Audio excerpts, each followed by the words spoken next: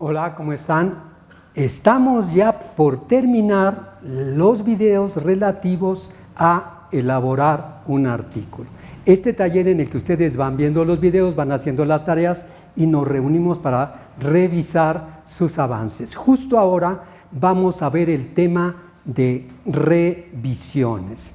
Vamos a tener en cuenta que no solo se revisa gramática y ortografía, son muchos planos los que hay que revisar. Lamentablemente se ha quedado en ese creer que solo es gramática y ortografía. Es lamentable. Vamos a ver todo lo que hay que revisar, en el que tiene mucha fuerza y mucha aportación el trabajo en pares. Hagan su artículo y dénselo a un compañero.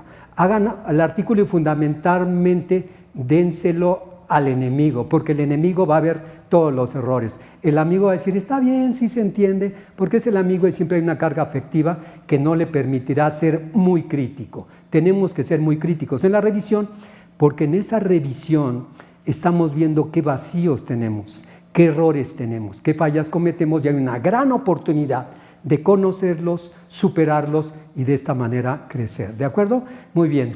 En cuanto a la revisión de los artículos, vamos a tener que hay que revisar la forma. La forma se refiere fundamentalmente a los requisitos que pide la revista. La revista nos va a pedir ciertos requisitos que vamos a cumplir. Más adelante lo voy a explicar. También, si la forma, la gramática.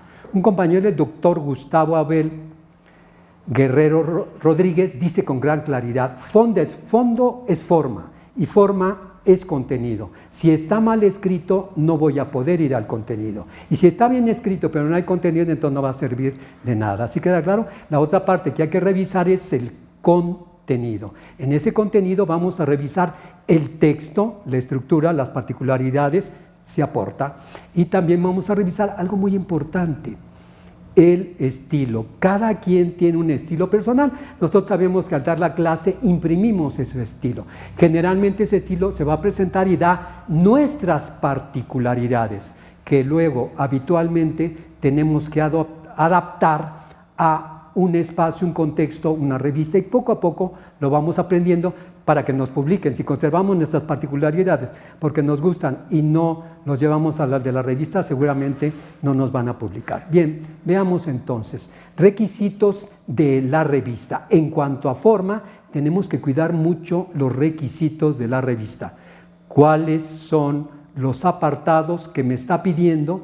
Ejemplo, te pidió el título, te pidió las palabras clave, te pidió resumen en español, en inglés, en varios idiomas, te pidió, por ejemplo, introducción, materiales y métodos, resultados y discusión. ¿Qué es lo que me está pidiendo la revista? Es lo primero que debo de cumplir. ¿Cuáles los apartados? La extensión. Cuando uno manda un artículo, no lo revisan los pares primero, no los evaluadores. Hay un equipo técnico que solamente ve si cumple las condiciones. Mire, le dijimos que 10 páginas y se pasa a 12. Regrésaselo. Mira, le pedimos que haya un apartado de antecedentes y no lo tiene. Regrésaselo. Es la manera más fácil de descalificar un artículo. Procuren ver cuáles son los apartados. El muy conocido es el estilo de citación. ¿Cuál es el estilo de citación que me está pidiendo la revista? APA, Chicago, Vancouver, Harvard. Yo debo de cumplir ese estilo de situación. ¿De acuerdo? ¿Cómo tengo que citar? Inclusión de recursos. ¿Cómo debo de incluir una foto?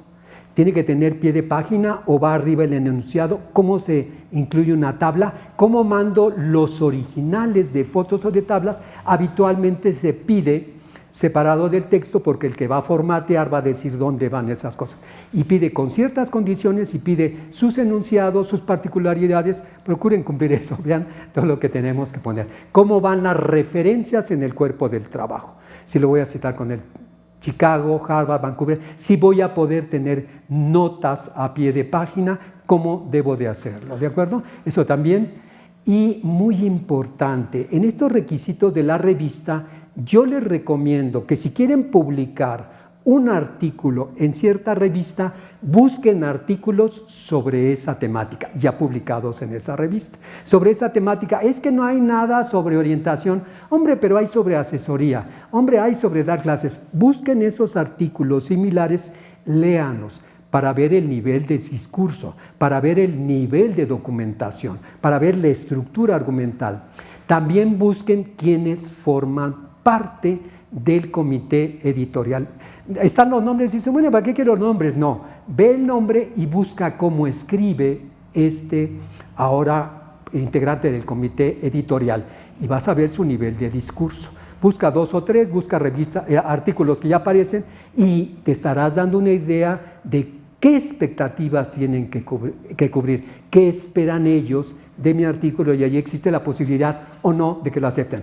Una recomendación en este sentido es que cuando hagas tu artículo, procura citar 2, 3, 4 trabajos de esa revista. 2, para que vean que lo revisaste, para que vean que lo cita, y a todos nos conviene que seamos citados en artículos porque eso va aumentando el impacto de nuestros discursos.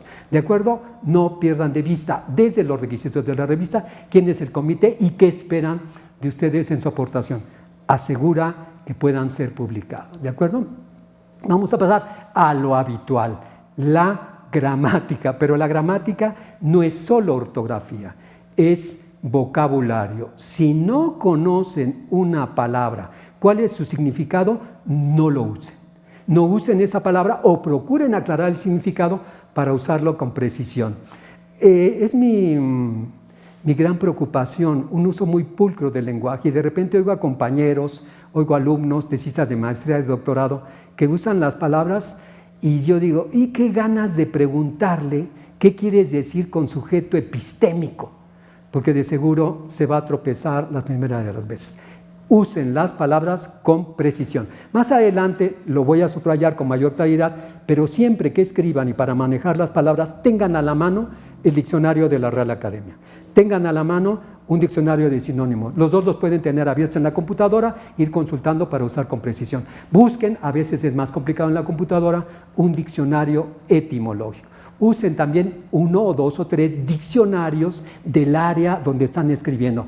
Eso va a ser muy engorroso. No, eso va a permitir que yo vaya perfeccionando mi discurso y use con precisión las palabras. También va a haber otro diccionario que les voy a dar cuando elaboremos el primer artículo. Cuando elaboremos el primer error, ahí les voy a recomendar el diccionario. No lo hago ahora porque hay que dar varios datos y no quiero distraerme en ese asunto. Cuiden la redacción, cómo expresamos las ideas.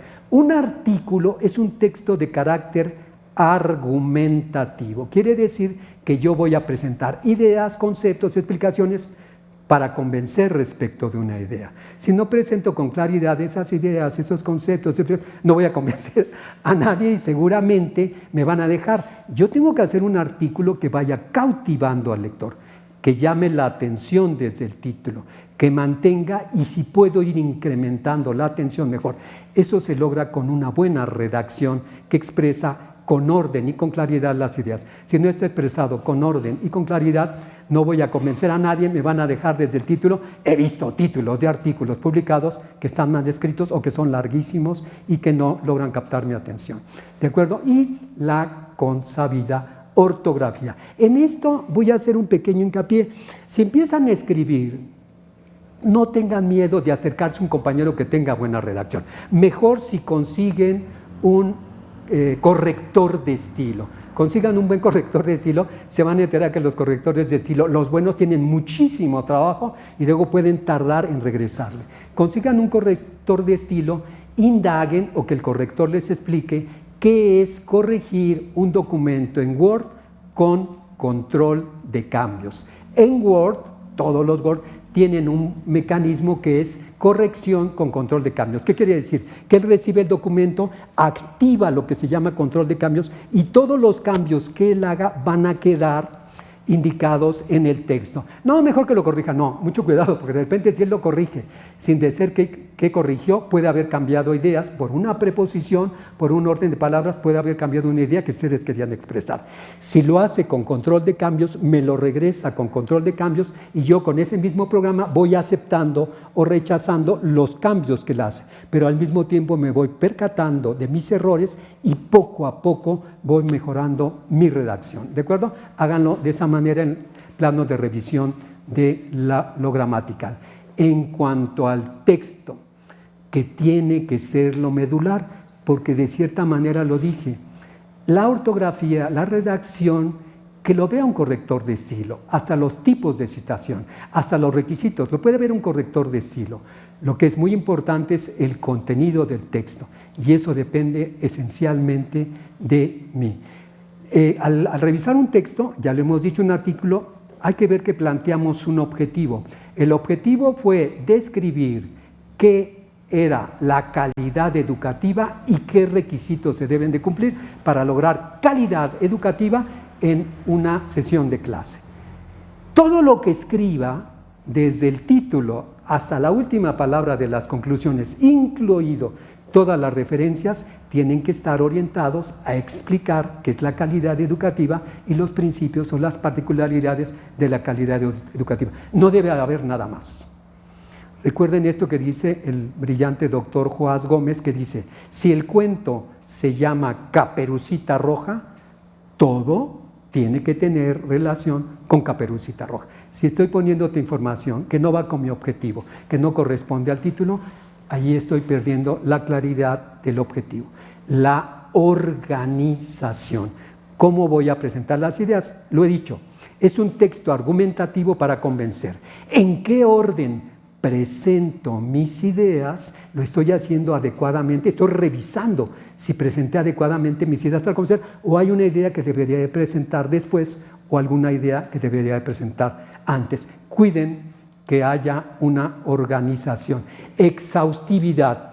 Si yo dije primero voy a hablar de 1, después de 2 y después de 3, el primer apartado habla de 1 hasta agotar el tema 1. El segundo apartado habla de 2, lo estoy haciendo de esa manera, estoy hablando de 2 y no regreso a 1 y hablé todo lo que tengo que decir de 2 o están quedando vacías, hay lagunas o hay saltos. He recorrido con exhaustividad cada uno de los temas, tengo que revisar si hay coherencia. Esto es habitual, lamentablemente es habitual porque hay poca claridad conceptual.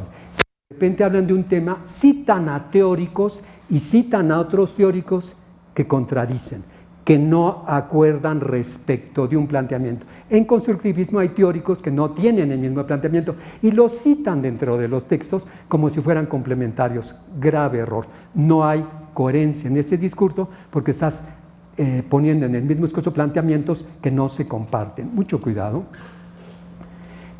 Pertinencia de la información. Te quiero convencer y lo que yo diga tiene que ser pertinente a ese objetivo, no a otra cosa. Todo lo que ponga tiene que ver con Caperucita Roja y tengo que saber cuál es el momento más conveniente para presentarla. Otro que también ocurre es tienen que revisar que haya equilibrio. He dicho, si hablo del tema 1 y son equivalentes, voy a hablar de la cabeza, de las extremidades superiores, del tronco y de las extremidades inferiores. Si de la cabeza dije el concepto, dije las características, la función y un ejemplo, lo mismo debo de hacer de los otros. No que de repente hacen divisiones de algo que es equivalente y no les dan el mismo tratamiento. No hay equilibrio en eso y no puede haber unidad. Revisemos si hay equilibrio entre las clave. Si están dominando el tema. De veras muestra que sabe de lo que está hablando. Ya les dije, la ligereza en conceptos y la ligereza discursiva, referido por el ITAM como vocabulario artificialmente culto, el uso de palabras en las que vemos que la están usando de manera muy ligera y contradictoria, habla de que no dominan el tema, no saben de qué están hablando. Tenemos que ver todo esto, casi hay que ver 7, 8 veces, pero no lo vean como algo engorroso, vean como la posibilidad de ir creciendo. Mírense y vayan tomando conciencia cómo al empezar a escribir el artículo, a terminar el artículo, ustedes no van a ser los mismos. En el caso de que hayan hecho observaciones, mediciones, evaluaciones, experimentaciones, el que lea tiene que ver que ustedes saben cómo se llevan a cabo esas cosas, por somera que haya sido la descripción, la argumentación, cómo presentan las ideas, están bien estructuradas. Las ideas que estoy planteando permiten inferir las conclusiones o no hay coherencia. Esas conclusiones no se desprenden. Vi al alumno de primer año, vi uno de tercero, vi uno de sexto. Los alumnos de primaria, cuando todo has visto a 3, me presentas ideas y datos, información suficiente para desprender estas conclusiones o hay un salto que no tiene ningún sentido. Vayan viendo. La documentación, también hay que revisar la documentación. Es cuando nosotros ponemos los nombres de los autores, los años, las páginas, tenemos que volver a constatar que realmente estemos poniendo bien los datos, no que hayamos cambiado un apellido, que hayamos puesto mal una fecha, que hayamos puesto mal una página. Hay que revisar cada uno de esos datos, entre otros. Pero el grosor de la revisión se debe de centrar en el texto, en la calidad del discurso que logramos, porque lo que guía el artículo es mi discurso y lo voy fortaleciendo, enriqueciendo, sustentando con las ideas de otros. ¿Cómo está ese discurso que estamos presentando? Revísenlo, crecerán mucho revisando críticamente sus argumentos. He olvidado decir algo, les conviene hacer el artículo y dejar 3, 4, 5 días y volverlo a leer y entonces dicen, ¿qué es esto? Lo revisan, lo corrigen, le dan otros 5, 6, 7 días, lo vuelven a leer y dicen, ¿qué pasa aquí? Pero van creciendo y se van fortaleciendo para el artículo. Vamos a ver una cosa final, el estilo, mis particularidades. Ya lo habrán visto, yo tengo 2 particularidades. Una, me gusta la precisión conceptual. 2, al escribir soy enemigo de plantear ejemplos, porque uno plantea un ejemplo y los otros lo toman y hacen pequeños cambios y creen que están haciendo el ejercicio. No, en mi escribir, en mis discursos, me gusta ser muy pulcro conceptualmente y no uso ejemplos. Esa es mi particularidad. Cada quien tiene sus particularidades que poco a poco tiene que ir adoptando a un espacio en concreto. Algo que les voy a platicar es que hoy actualmente, más que particularidades de formato, es muy habitual que les digan, usen artículos de 5 años a la fecha. Yo no soy partidario de eso porque hay grandes hombres, Aristóteles, Piaget, Freire, que han escrito grandes obras. Y entonces no los voy a leer, ese es un poco desatinado. Entonces, procuren ver qué les pide la revista, espero que no necesariamente 5 años a la fecha, y usen su estilo particular de adaptar toda esa información. Otra cosa que debe de ocurrir es homogeneidad discursiva. Cuando nosotros leamos todo el artículo debemos de ver que es solo un sujeto el que escribió. O si fueron 3, debemos de ver que hay un estilo único. No vamos a decir alguien escribió la introducción, que no tiene nada que ver con este segundo apartado de desarrollo, porque está escribiendo de esta manera y otro escribió de otra manera. Y las conclusiones, quién sabe quién las hizo porque no hay un estilo único, uniforme en todo el escrito. Habitual, cuando copian y pegan o cuando dicen, me ha tocado ver en secretarías de Estado, no voy a dar nombre de la Secretaría de Estado, que le dicen, tú da la justificación, yo digo, ¿cómo se hace? Tú sí, claro, entonces eso es realmente un desastre para un documento oficial. Claridad. El estilo científico o el estilo de los artículos está dominado por la claridad y la brevedad. Tiene que ser muy breve, muy concreto, pero la claridad es indiscutible. El lector tiene que verse tomado en cuenta y que me estoy preocupando porque entienda cada una de las palabras que estoy poniendo. Precisión, referir las cosas que indiscutiblemente el lector sepa a qué me estoy refiriendo. Lo conceptual es básico, pero si hago descripciones de espacios, de lugares, de personas, el discurso debe permitir que lo comprenda. Lo subrayaré, sobriedad. No hagan faramalla del discurso y metan palabras que no usan. Debo de ser muy parco, muy concretito, muy discreto, ¿no? Explicar las cosas con claridad. No se trata de apantallar al otro, se trata de explicarle al otro qué es lo que estoy haciendo, ¿de acuerdo? Fluidez.